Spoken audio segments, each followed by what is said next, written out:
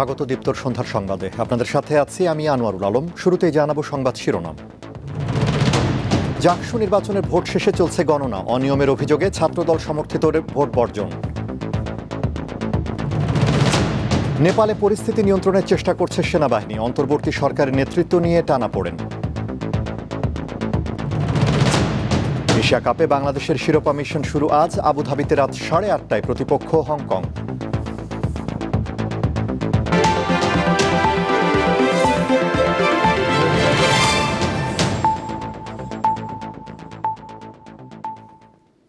শুরুতেই ক্যাম্পাসে ভোট।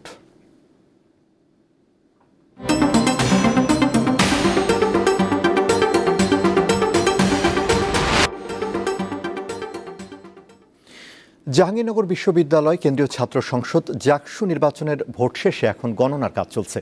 বৃহস্পতিবার সকাল 9টা থেকে জাকসু নির্বাচনের ভোট গ্রহণ শুরু হয়। বিরতিহীনভাবে চলে বিকেল 5টা পর্যন্ত। বিশ্ববিদ্যালয়ের 21টি হলের 224টি বুথে ভোট গ্রহণ করা হয়। ভোট শেষ হওয়ার 1 ঘণ্টা আগে অনিয়ম ও কারচুপির অভিযোগে নির্বাচন বর্জনের ঘোষণা দেয় জাতীয়তাবাদী ছাত্রদল সমর্থিত প্যানেল। তাদের অভিযোগ, শিবির সমর্থিত প্যানেলকে জেতাতে বিশ্ববিদ্যালয় প্রশাসন জামায়াতের সঙ্গে আঁতাত করেছে। এর আগে দুপুরে সংবাদ সম্মেলনে ছাত্রদল সমর্থিত প্যানেলের ভিপি প্রার্থী শেখ সাদি হাসান ও ছাত্র শিবির সমর্থিত প্যানেলের ভিপি প্রার্থী আরিফুল্লাহ একে অপরের বিরুদ্ধে পাল্টাপাল্টি অভিযোগ আনেন।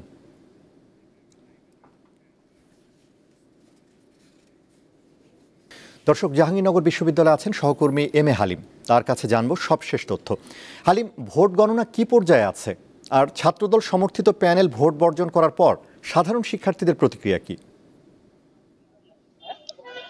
দেখুন, 5টার থেকে 5টা পর্যন্ত ভোট গ্রহণ শেষ হয়েছে। তারপর থেকে আমরা দেখতে পেয়েছি কয়েকটি হলের যে ব্যালট পেপার সেগুলো আসতে শুরু করেছে। ইতিমধ্যে নির্বাচন কমিশনের যে আমার পিছনে যে 3 তলা দেখতে পাচ্ছেন, এই 3 তলার কিন্তু যে নির্বাচন কার্যালয় রয়েছে সেখানে কিন্তু আমরা দেখতে পেয়েছি বেগম খালেদা জিয়া হল সহ কয়েকটি হলের এখানে ব্যালট পেপার আসছে। তো আমি যদি আপনাকে একটু দেখাই আমার ক্যামেরার মাধ্যমে, যে এখন এই মুহূর্তে আরেকটি গাড়ি চলে আসলো, সেই গাড়িতে কিন্তু ব্যালট পেপারের বাক্স রয়েছে এবং সেই ব্যালট পেপারের সাথে কিন্তু আইন শৃঙ্খলা বাহিনীর সদস্যরা তারাও কিন্তু রয়েছে এবং তারা এই ব্যালট পেপারগুলো নিয়ে তারা 3 তলায় অবস্থিত যে নির্বাচন কমিশনের কার্যালয় সেখানে তারা নিয়ে যাচ্ছে। তো আপনি দেখতে পাচ্ছেন যে একজন পুলিশ বাহিনীর সদস্য তারাও রয়েছে এই ব্যালট পেপারে, যাতে এখানে কোনো অপ্রীতিকর ঘটনা না ঘটে। এই জন্য আমরা দেখতে পেয়েছি প্রত্যেকটি হল থেকে যে ব্যালট পেপার গুলো আনা হয় সেই ব্যালট পেপারের সাথে আইন শৃঙ্খলা বাহিনীর সদস্যরা রয়েছে।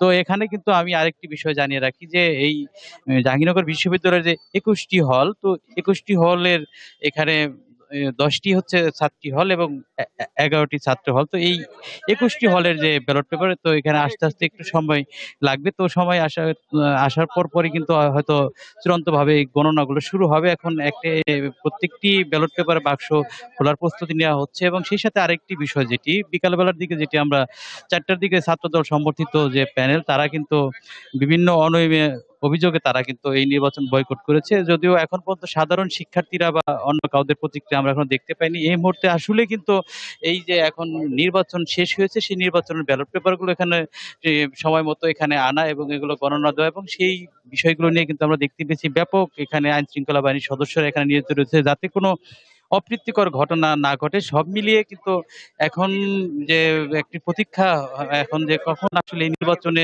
কি ফলাফল দাঁড়ায় এবং কে এই নির্বাচনে হয়, এবং সেই বিষয়টাই কিন্তু এখানে সবাই অপেক্ষা করছেন। তো এই ছিল আনোয়ার আমার কাছে এই জাহাঙ্গীরনগর বিশ্ববিদ্যালয় থেকে সর্বশেষ। হালিম, আপনাকে ধন্যবাদ। দর্শক, জাহাঙ্গীরনগর বিশ্ববিদ্যালয় থেকে জাকসু নির্বাচনের খবর জানাচ্ছিলেন সহকর্মী এম এ হালিম। জুলাই সনদের ভিত্তিতে জামায়াত ফেব্রুয়ারিতেই নির্বাচনে অংশ নিতে চায় বলে জানিয়েছেন দলটির নায়েবে আমির সৈয়দ আবদুল্লাহ মোহাম্মদ তাহের। বৃহস্পতিবার রাজধানীর ফরেন সার্ভিস একাডেমিতে জুলাই সনদ বাস্তবায়নে রাজনৈতিক দলগুলোর সাথে জাতীয় ঐক্যমত্য কমিশনের আলোচনায় অংশ নিয়ে তিনি কথা বলেন। সংবিধান ছাড়া অন্য যে কোনো সংস্কার সরকার অধ্যাদেশের মাধ্যমে করতে পারবে বলে আলোচনা সভায় মত দিয়েছেন বিভিন্ন রাজনৈতিক দলের নেতারা। তারা জানান, জুলাই সনদ বাস্তবায়নে সাংবিধানিক, আইনি ও রাজনৈতিক দিকগুলো গুরুত্বের সঙ্গে আলোচনা হয়েছে, তবে অনেক বিষয়ে তারা এখনও ঐক্যমত্যে পৌঁছতে পারেননি বলে জানান। বৈঠকের শুরুতে জাতীয় ঐক্যমত্য কমিশনের সহসভাপতি আলী রিয়াজ জানান, জুলাই সনদে যেসব সুপারিশ প্রদান করা হয়েছে তা বাস্তবায়নের উপর নির্ভর করছে বাংলাদেশের ভবিষ্যৎ। জুলাই সনদের আইনগত ভিত্তি হবে এবং জুলাই সনদের ভিত্তিতেই আগামী ফেব্রুয়ারির যে নির্বাচন সেই নির্বাচন অনুষ্ঠিত হবে। সংবিধান সংস্কার প্রস্তাবের মধ্যে যেসব প্রশ্নে আমরা ঐকমত্য এসেছি সেই সব প্রশ্ন বাস্তবায়ন করতে আগামী জনপ্রতিনিধিরা বাধ্য থাকবেন, এই রকম একটি আইনি বিধান তৈরি করা ব্যাপারে আমরা আমাদের প্রস্তাব দিয়েছি। যে এর মধ্যে যে আকাঙ্ক্ষা তৈরি হয়েছে জনগণের, সেই আকাঙ্ক্ষাকে আপনারা বাস্তবায়ন করতে চান, আমরা সকলেই চাই। সেই জায়গা থেকে আপনাদের সহযোগিতা আমরা পেয়েছি, সেই সহযোগিতা অব্যাহত থাকবে আমি আশা করি, এবং আমরা একটা পরিণতির দিকে অগ্রসর হতে পারব। এবারে গুড নাইট ডেঙ্গু সুরক্ষা।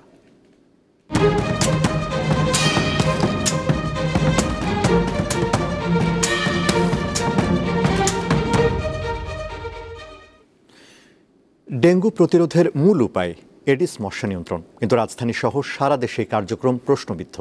ঢাকা দক্ষিণ সিটির অবস্থা বেশ নাজুক। নাগরিকদের অভিযোগ, কর্তৃপক্ষের উদাসীনতায় মশা বাড়ছে। মশা নিয়ন্ত্রণে ফগার মেশিনের মাধ্যমে ধোঁয়া দেওয়া আর লার্ভা ধ্বংস করতে পানি জমে থাকা স্থানে ওষুধ ছিটানো, এই দুইভাবে এডিস মশা নিয়ন্ত্রণ করে সিটি কর্পোরেশন। বাসাবাড়ির আশপাশ, নির্মাণাধীন ভবন ও রাস্তায় মাঝে মধ্যে এমন ওষুধ ছিটাতে দেখা যায়, কিন্তু এই কার্যক্রম মশা নিধন বা নিয়ন্ত্রণের জন্য পর্যাপ্ত নয় বলে অভিযোগ নগরবাসীর। ওষুধ মনে হয় না এই বছর শুরু হওয়ার পর তো ওষুধ দিচ্ছে। মশার ওষুধ এখন আগে দিত, এখনই দাঁড়িয়ে দিতেছে না, কত সপ্তাহ 2 সপ্তাহ 3 সপ্তাহ পর্যন্ত দিতেছে না। আমরা ওই যে আপনার দোকানে বেচে 200 টাকা একটা ওষুধের দাম, ওটা না স্প্রে করি। অবশ্য অভিযোগ অস্বীকার করেছেন ঢাকা দক্ষিণ সিটির প্রধান স্বাস্থ্য কর্মকর্তা। আর স্বাস্থ্য অধিদপ্তর বলছে ব্যক্তিগতভাবে মশা নিয়ন্ত্রণের উদ্যোগ নিতে হবে। 5ই আগস্টের পরে তো আসলে অনেক পরিবর্তন হয়েছে। আবার আপনারা জানেন যে আমাদের 1.5 মাস অফিস বন্ধ ছিল, সেখানে অনেক কিছু শিডিউল চেঞ্জ হয়েছে। জোনে যখন মশার কাজ করে, যেখানে লার্ভা পাওয়া যায়, মশার লোকরা যায়, কারণ 13 জন আছে কন্টিনিউয়াসলি ওরা ঘুরে, তো সেখানে যেখানে পায় ওরা কথা বলে পারে না, যে না এটা কন্ট্রোল হচ্ছে না, তখন ম্যাজিস্ট্রেট আঞ্চলিক নির্বাহী কর্মকর্তা গিয়ে মোবাইল কোর্ট করে তাদেরকে হয়তো জরিমানা করে। সিটি কর্পোরেশন তো আমাদের বাড়ির ভিতরে যে করবে না, সিটি কর্পোরেশন রাস্তাঘাটে করবে, বাড়ির আশেপাশটা করতে পারে। তা আমার বাসায় যদি ফুলের টবে পানি থাকে, বা আমার অ্যাপার্টমেন্ট কমপ্লেক্সে যদি টাঙ্কির চারিদিকে পানি জমে থাকে, বৃষ্টি পানি হোক, যে পানি হোক, বা কোনো একটা কন্টেনারে যদি পানি জমে থাকে, সেটা তো সিটি কর্পোরেশন কিছু করতে পারবে না। চলতি বছর সারা দেশে 35,000-এর মতো মানুষ ডেঙ্গুতে আক্রান্ত হয়েছেন। লাবণী গুহ, দীপ্ত সংবাদ, ঢাকা। ব্রাহ্মণবাড়িয়ার আশুগঞ্জের তাল শহরে আন্তনগর কালনী এক্সপ্রেসের কাপলিং হুক ভেঙে 3টি বগি বিচ্ছিন্ন হওয়ার ঘটনা ঘটেছে। বৃহস্পতিবার দুপুর 12টার দিকে তালশহর রেলওয়ে স্টেশন ইয়ার্ডে এ ঘটনা ঘটে। এতে ট্রেনে থাকা যাত্রীদের সাময়িক দুর্ভোগ পোহাতে হয়, তবে একাধিক রেলওয়ে ট্র্যাক থাকায় ট্রেন চলাচল স্বাভাবিক ছিল। ব্রাহ্মণবাড়িয়া রেলওয়ে স্টেশনের কর্মকর্তারা জানান, সিলেট থেকে ছেড়ে আসা ট্রেনটি ব্রাহ্মণবাড়িয়ায় যাত্রাবিরতি শেষে রওনা হলে এ দুর্ঘটনা ঘটে। কারিগরি টিম কাপলিং হুক মেরামত করার পর 1টা 5 মিনিটের দিকে ট্রেনটি ঢাকার উদ্দেশ্যে ছেড়ে যায়।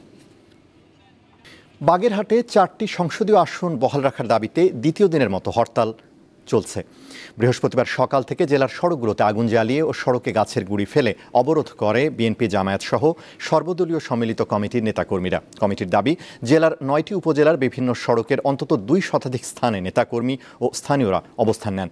এর ফলে বাগেরহাট জেলা কার্যত অন্য সকল জেলা থেকে বিচ্ছিন্ন হয়ে পড়ে। বিশেষ করে আন্তঃজেলা সড়কে যোগাযোগ ব্যবস্থা সম্পূর্ণ বন্ধ হয়ে যায়। এদিকে ফরিদপুরে আসন পুনর্বিন্যাসের প্রতিবাদে সড়ক অবরোধ করেছে স্থানীয় জনতা। হবিগঞ্জের আজমিরিগঞ্জে 2 পক্ষের সংঘর্ষে ইউপি চেয়ারম্যান সহ আহত হয়েছে 1/2 শতাধিক। পুলিশ জানায়, উপজেলার যশকেশরী গ্রামে নাবেল মিয়ার ব্যাটারি বিক্রির পাওনা টাকা নিয়ে একই গ্রামের নাইমের সঙ্গে বিরোধ চলছিল। এ নিয়ে গতকাল নাইমের বাবা নবীন মিয়ার সঙ্গে বাক বিতণ্ডা হয়। এর জেরে দুপুরে 2 পক্ষ দেশীয় অস্ত্রশস্ত্র নিয়ে সংঘর্ষে জড়িয়ে পড়ে। প্রায় 2 ঘণ্টা ব্যাপী সংঘর্ষে স্থানীয় ইউনিয়ন পরিষদের চেয়ারম্যান সহ 50 জনেরও বেশি আহত হন। খবর পেয়ে পুলিশ ঘটনাস্থলে পৌঁছে পরিস্থিতি নিয়ন্ত্রণে আনে। জুলাই আন্দোলনে 19 জুলাই রাজধানীর খিলগাঁওয়ে একটি ভবনে কার্নিশে ঝুলে থাকা আমির হোসেন সহ 3 জনকে হত্যা মামলায় অভিযোগ গঠন হতে পারে 16 সেপ্টেম্বর। বৃহস্পতিবার শুনানি শেষে অভিযোগ গঠনের দিন ধার্য করে আন্তর্জাতিক অপরাধ ট্রাইব্যুনাল 1। এই মামলার প্রধান আসামি সাবেক ডিএমপি কমিশনার হাবিবুর রহমান সহ 4 জন পলাতক। এই মামলায় গ্রেফতার এক আসামি এসআই সুজন চন্দ্র সরকারের উপস্থিতিতে চিফ প্রসিকিউটর অব সব আসামিদের বিরুদ্ধে অভিযোগ গঠনের আবেদন করেন। পলাতক 4 আসামিদের পক্ষে রাষ্ট্রনিযুক্ত আইনজীবী হিসেবে আমির হোসেন অব্যাহতির আবেদন করেন। পুলিশ কমিশনার হাবিবুর রহমান সহ 5 জনের বিরুদ্ধে তদন্ত করে একটা তদন্ত রিপোর্ট দাখিল করা হয়। তার ভিত্তিতেই ফরমাল চার্জ দাখিল করা হয়। আজকে এই 5 জন আসামির বিরুদ্ধে ওই ঘটনার 3টা বিষয়ে অভিযোগ গঠনের জন্য নির্ধারিত ছিল। আগামী মঙ্গলবার চার্জ গঠনের বিষয়ে আদালত আদেশ দেবেন। আন্তর্জাতিক নেপালে তরুণদের বিক্ষোভে সরকার পতনের পর এখন পরিস্থিতি নিয়ন্ত্রণের চেষ্টা করছে দেশটির সেনাবাহিনী। তবে অন্তর্বর্তী সরকারের নেতৃত্ব নিয়ে দেখা দিয়েছে টানাপোড়েন। বিভিন্ন সংবাদ মাধ্যমের তথ্য অনুযায়ী বুধবার বিক্ষোভকারীদের প্রতিনিধি দল সেনা সদর দপ্তরে গিয়ে অন্তর্বর্তী নেতৃত্ব নিয়ে আলোচনা করেন। তাদের মধ্যে কেউ কেউ জনপ্রিয় সাবেক প্রধান বিচারপতি সুশীলা কার্কিকে অন্তর্বর্তী সরকারের প্রধান হিসেবে প্রস্তাব করেছেন। তবে ঐক্যমত্য না হয় বৈঠক থেকে বেরিয়ে যান আন্দোলনকারীরা। এদিকে পদত্যাগের পর আন্দোলনকারীদের উদ্দেশ্যে এক লিখিত বার্তায় সদ্য সাবেক প্রধানমন্ত্রী কেপি শর্মা নিজের পরিস্থিতির জন্য ভারতকে দায়ী করেন।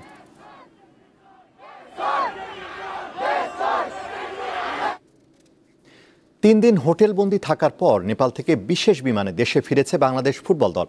গত সোম থেকে বুধ এই 3 দিন নেপালে এক প্রকার হোটেলবন্দি ছিলেন ফুটবলাররা। বৃহস্পতিবার নেপালের কাঠমান্ডুর ত্রিভুবন আন্তর্জাতিক বিমানবন্দর থেকে বিমানবাহিনীর বিশেষ ফ্লাইটে বিকেল 4:40 দেশে ফেরেন ফুটবলাররা।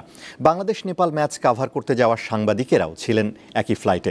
ফিফা উইন্ডোতে প্রীতি ম্যাচ খেলতে গত 3 সেপ্টেম্বর নেপাল যায় হ্যাভিয়ের ক্যাবরেরার শিষ্যরা। 6 সেপ্টেম্বর প্রথম ম্যাচটি হয় গোলশূন্য ড্র।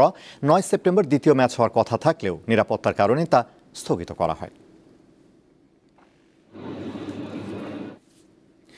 গাজা ভূখণ্ডে ইসরায়েলি বাহিনীর হামলায় আর অন্তত 72 জন নিহত হয়েছে। এর মধ্যে গাজা সিটিতে নিহত হয়েছেন 53 জন। এর ফলে 2023 সালের অক্টোবর থেকে এখন পর্যন্ত নিহত ফিলিস্তিনির সংখ্যা দাঁড়ালো অন্তত 64,656 জনে। বার্তা সংস্থা আনাদুলুর তথ্য অনুযায়ী পশ্চিম গাজা শহরে বাস্তুচ্যুত পরিবারের তাঁবুতে গোলাবর্ষণ করেছে ইসরায়েলি বাহিনী। এতে 2টি ফিলিস্তিনি পরিবারের অন্তত 15 জন নিহত হন। উত্তর পশ্চিম গাজার নাসির স্ট্রিটে বাস্তুচ্যুতদের অপর একটি তাঁবুতে ইসরায়েলি ড্রোন হামলায় আরও 5 জন নিহত হন। ইয়েমেনের রাজধানী সানার আল জাওয়াফে হামলা চালিয়েছে ইসরায়েল। স্থানীয় সময় বুধবার চালানো এ হামলায় অন্তত 35 জন নিহত ও 118 জন আহত হয়েছে বলে জানিয়েছে ইয়েমেনের স্বাস্থ্য মন্ত্রণালয়। এ সময় অন্তত 10টি যুদ্ধবিমান থেকে 15টি বোমা ফেলা হয়। হামলার সত্যতা নিশ্চিত করেছেন ইসরায়েলি প্রধানমন্ত্রী বেনিয়ামিন নেতানিয়াহু। ইসরায়েলি সেনাবাহিনী এক বিবৃতিতে জানিয়েছে হামলার লক্ষ্যবস্তু ছিল হুতিদের সামরিক শিবির, সামরিক জনসংযোগ সদর দপ্তর এবং একটি জ্বালানি সংরক্ষণাগার। ইসরায়েলি আগ্রাসন এবং অমানবিক কর্মকাণ্ড ঠেকাতে ইসলামী বিশ্বকে ঐক্যবদ্ধ ও কঠোর অবস্থানে নিতে আহ্বান জানিয়েছেন ইরানের প্রেসিডেন্ট মাসুদ পেজেশকিয়ান। ইন্দোনেশিয়ায় ভারী বৃষ্টি ও বন্যায় 15 জনের মরদেহ উদ্ধার করা হয়েছে। এখন নিখোঁজ রয়েছেন অন্তত 10 জন। বার্তা সংস্থা এপি বলছে, সোমবার থেকে শুরু হওয়া মুষলধারে বৃষ্টিপাতে 2টি প্রদেশ ব্যাপকভাবে ক্ষতিগ্রস্ত হয়েছে। পূর্ব নুসা তেঙ্গারা প্রদেশ এবং পর্যটন দ্বীপ বালিতে বন্যা ও ভূমিধস হয়েছে। বন্যায় বালির রাজধানী ডেনপাসারের প্রধান সড়কগুলোতে যান চলাচল বন্ধ হয়ে যাওয়ায় বাসিন্দাদের পাশাপাশি অনেক পর্যটকও বিপাকে পড়েছেন। শহরটিতে 2টি ভবন ধসে পড়ে অন্তত 4 জনের মৃত্যু হয়। পরিস্থিতি মোকাবেলায় প্রায় 200 উদ্ধারকর্মী মোতায়েন করা হয়েছে বলে জানিয়েছে কর্তৃপক্ষ।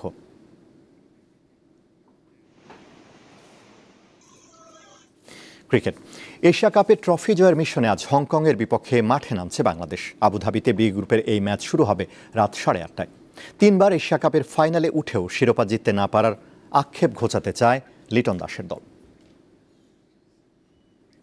2014 বিশ্বকাপে বাংলাদেশকে 2 উইকেটে হারিয়ে বিশ্ব ক্রিকেটে আলোচনার ঝড় তোলে হংকং। তবে সময় পাল্টেছে, কিন্তু 11 বছর আগে সেই সাফল্য ভোলেনি তারা। পঞ্চমবারের মতো এশিয়া কাপে অংশ নেওয়া দলটি এবারও চায় ক্রিকেটের সংক্ষিপ্ত ফরম্যাটে টাইগারদের বিপক্ষে শক্ত প্রতিরোধ গড়তে।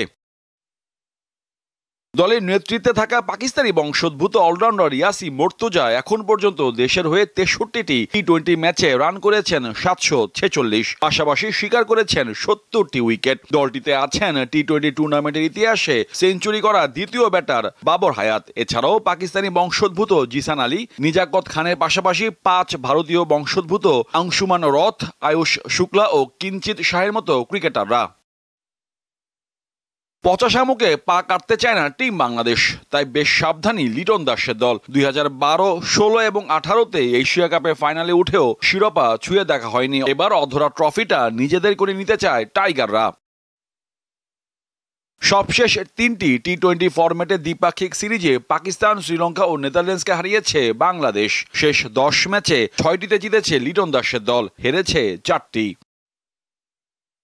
মোহাম্মদ হাসিব, দীপ্ত স্পোর্টস। শেষ করব দীপ্ত সংবাদ, তার আগে সংবাদ শিরোনামগুলো জানাবো আরও একবার।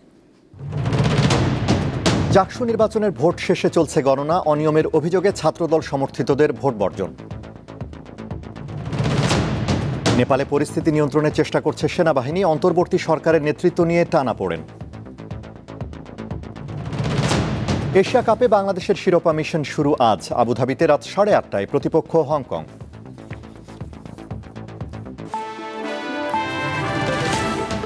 এই ছিল এখনকার মতো। আমাদের পরবর্তী দীপ্ত সংবাদ রাত 11টায় দেখার আমন্ত্রণ। এছাড়া আরও তথ্য বিনোদনের খবর পেতে যুক্ত থাকুন দীপ্তর ডিজিটাল প্ল্যাটফর্মগুলোতে। ধন্যবাদ।